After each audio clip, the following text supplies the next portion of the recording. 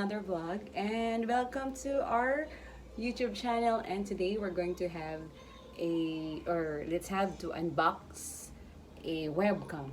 Okay, so I bought a webcam I dun sa Shopee. So I have here, na-open ko na siya kasi I already tried to see if yung item is correct pa. So, ayan, ito. So far, may box naman siya. So, when I open it, ganyan. So, I ordered this one. This webcam. Okay? Let's try to see.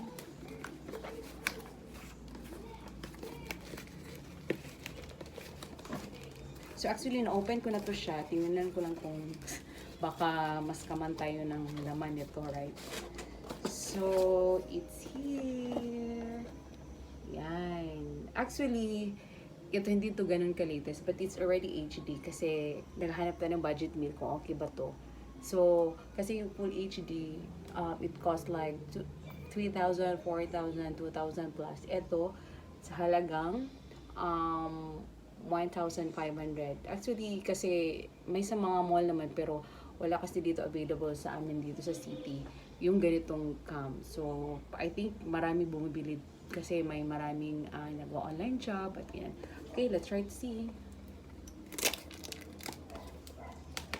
So, nabuksan ko na po to. Actually, pag open ko, yan ang nakita ko, right?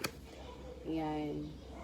Actually, dun sa kanyang picture is logitech. May naka-full talagang pangalan. Pero, sa mga comment ko, sabi niya is yung ganun na mga new set ng box nila is ito na daw yung bagong setup ng kanilang. Tingnan natin kung ano siya pa. 3. Oh my gosh.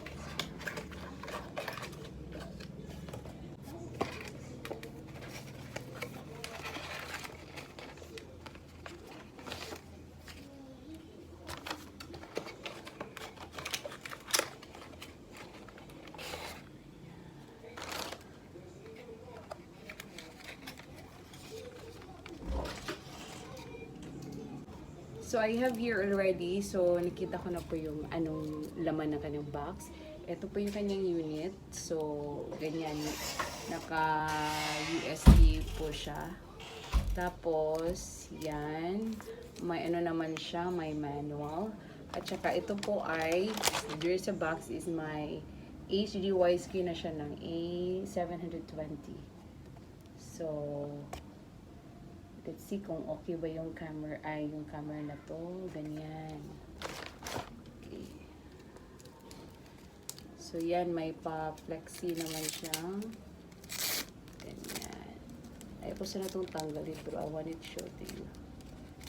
Yan. Ganyan. May adjustable naman siya. Okay, let's try this one. Kung okay ba to. Okay.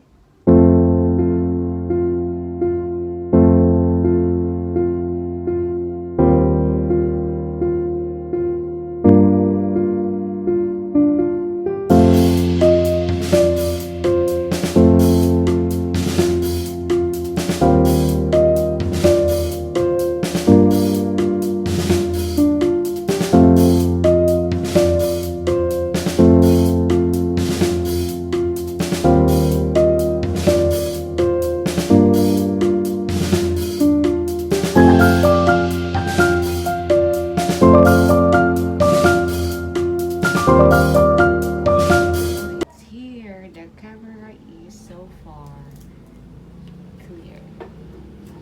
Wait. I don't know how to do it. So far, so good. Yan po yung camera niya. Hi, let's see. So far, malinaw naman po siya. Okay naman po. So, it's clear. So, wala akong masyadong ilaw. So, yan na po ang gamit ko. Yan. Tapos, so far, ito po yung kuhan. Hi. Yan. So, that's a camera of logitech C310. So 310, so it's like 1,500. May mga mura naman sa iba, pero naghahanap kasi ako ng medyo legit na yung seller kasi depende kasi sa kanilang review. So, yan. So far, okay naman yung camera. And it's clear. Siguro sa cellphone ko lang medyo ano. Wala kasi yung apps na dito kukuha mag-record eh. Hindi kasi ako masyadong techie, something like that. So, ano meron lang. So, yan po. So far, okay naman siya. Yan po. Tinatry ko po siya using that camera. Okay naman ang quality. Hindi kasi ako marunong mag-ano yung mga apps na doon lang direct at sale. So, yan. Okay naman siya. Yung lightning yung gamit ko, yan lang po sila. So, yan. Okay naman.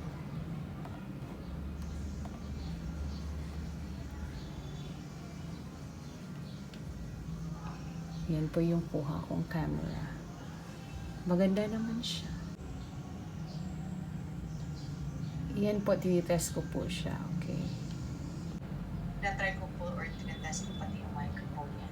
Yung boses ko not so loud, pero at least maano yung test ko.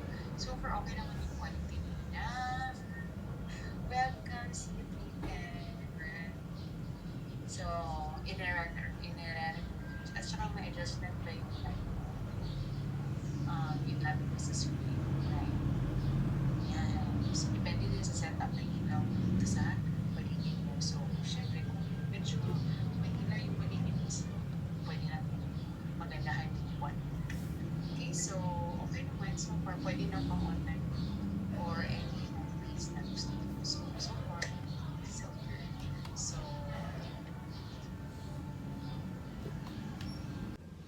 okay, so that's it for today. So, yan po yung aking webcam test and unboxing the item for the C310 webcam from Logitech. So, okay naman yung quality, thumbs up naman.